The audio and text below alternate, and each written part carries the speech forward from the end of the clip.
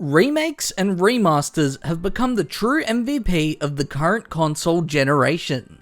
Who doesn't love a remake? Isn't it an exhilarating feeling seeing your favourite game brought forward to the modern generation?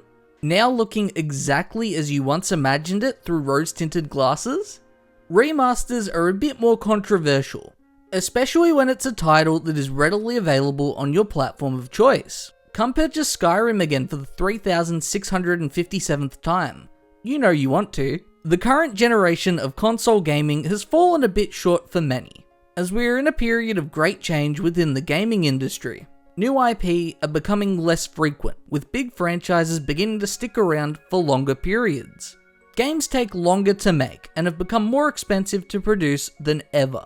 Rivaling the budgets of blockbuster movies, like the movie industry, this has led to an increased importance being placed upon bankable hits and recognizable names.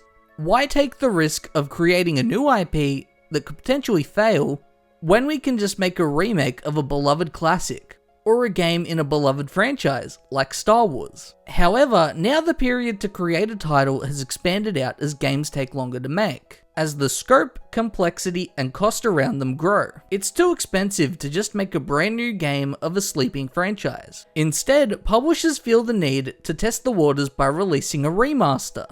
Is the interest still there for Star Wars Battlefront 3? Let's put a collection of the old games out to check. But we're going to make sure it doesn't work at launch. Yes, I am really tilted over this, because the original Star Wars Battlefront 2 is one of my favourite games. Remasters also fill a seemingly vital role for a publisher, in that they will be used to essentially fill an otherwise absent period in their release window. Remasters in most instances will require less resources to produce than a full-length game, and can be done at a fraction of the cost with a guaranteed built-in audience. The terms remake and remaster are constantly conflated and confused by the general public, and even the publishers too. Looking at you, Nintendo, this right here is technically a remake. The term remaster comes from music, because in the music industry, the original audio recording for a song is called a master. So as years would pass and technology improves, bands would come back to the original recordings and re-release their music with clearer sound. This became known as a remaster, working from the same files but just improving the experience for the purchaser. In addition to this, it also just made the product widely available again for a new generation, and fans who wanted to revisit for nostalgic reasons. The age of remasters that we currently exist in really kicked off with the PS3, specifically the God of War HD collection. There was a very noticeable difference between how the games looked on the PS3 compared to the PS2. The games were brought up to HD and converted to widescreen for this release. Remasters were much more palatable to the player in the time of the PS3 and the PS4, because there was a noticeable improvement with these titles when they would come forward. What, you mean 1 year after I purchased The Last of Us, I can play it in 1080p at 60 FPS? Sold! The PS4 in particular, remasters made a lot of sense, especially from Sony, as there were a lot of people who bought PS4s that didn't own a PS3, meaning this is the first time they would be exposed to franchises like The Last of Us and Uncharted. But screw you if you're an Infamous fan, you're the only franchise to get a sequel on that generation without a remaster. Even with the release of remasters of old titles, there was still plenty of new games to look forward to in new franchises. One of the big appeals of gaming to me was that these IP would only be active for a short time, and generally have a definitive ending. A studio would make 3, sometimes 4 games for a series and then move on to something new. You saw this with Bungie and Halo, Sucker Punch and Infamous, and Epic and Gears of War. There was always a nice mix of sequels to old favourites, new franchises, and re-releases. Now, as we get into the period where PS4 games are beginning to get remasters, the jump doesn't feel as big from PS4 to PS5 as it does from 2 to 3 or 3 to 4. The period we exist in now, where digital libraries have formed, has slowly made the concept of a remaster a harder sell than ever. A lot of games released on the PS4 hold up really well in most areas. Sentiment is that remasters just don't really need to exist for a lot of PS4 games, because they could in theory just be an update. The state that games currently exist in, for the most part, is perfectly fine.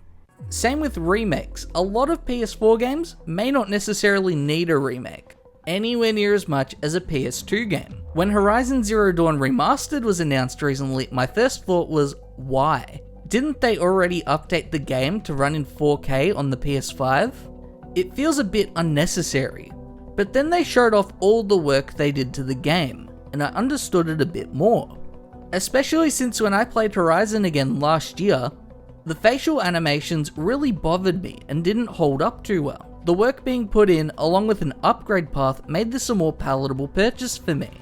Remasters of older titles are generally looked upon more fondly, because most of the time they haven't necessarily been readily available to purchase for a long time.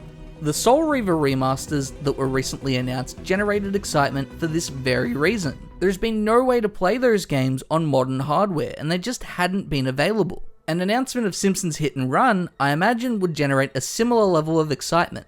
Why? Because absence makes the heart grow fonder. The concept of a remake in media comes from movies. The earliest remake is from the 1890s. With games, the big differentiator between a remake and a remaster is that a remake is generally from the ground up. They may reuse the code base, like in the case of Demon's Souls, but all the assets are generally made from scratch. Remakes are not inherently a bad thing. It's very enjoyable to revisit an old favourite with a new coat of paint. They're the appetizer, not the main course. The Resident Evil remakes from Capcom have been really exciting for me and my entry point into the series. Final Fantasy VII is one of my favourite games.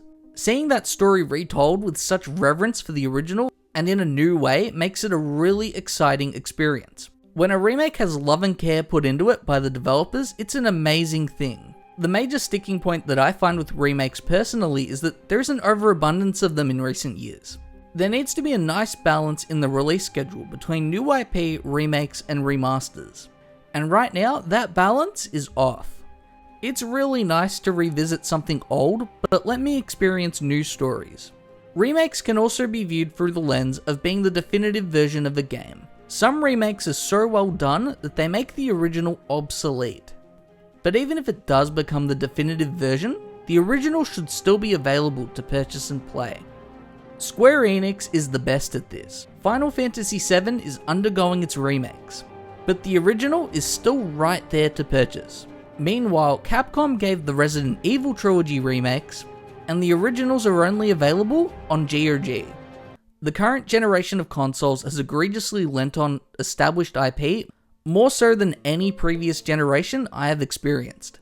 It's not to say that there hasn't been any major new IP, because there has. Elden Ring and Starfield, they are the two most notable ones, but this generation feels like it has been hampered by the supply constraints and world events that were prevalent at the beginning of the generation. That period of 2021 had a knock-on effect that is still being felt in the release calendar to this day. I like to say this generation isn't bad, it just hasn't started yet. We've been living the first 18 months of a console lifecycle for the last 4 years. Remasters are going to become less prevalent because there's just going to be less that can be done to newer titles when they are brought forward. Remakes, however, are here to stay, and I expect them to only become more abundant. If you've watched this far, thank you for watching. I really appreciate it. Be sure to like, comment, and subscribe. Tune in to the next video for more gaming news and analysis.